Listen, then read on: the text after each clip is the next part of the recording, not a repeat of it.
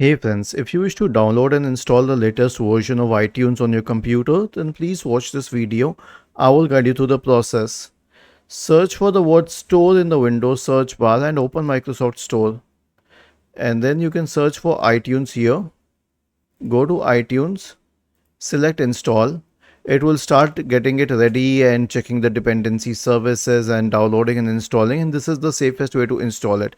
So if we have an application on the Microsoft Store, it is usually best practice to download it and install it from the Microsoft Store itself. It is safer.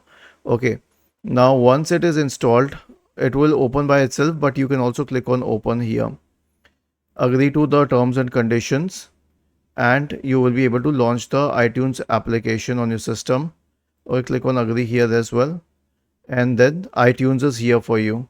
You can access it directly, or you can also log into your Apple account to access it. In the case that you log into your iTunes store account, you will be able to customize the list and also purchase other albums. Otherwise you will have to play locally downloaded music and videos.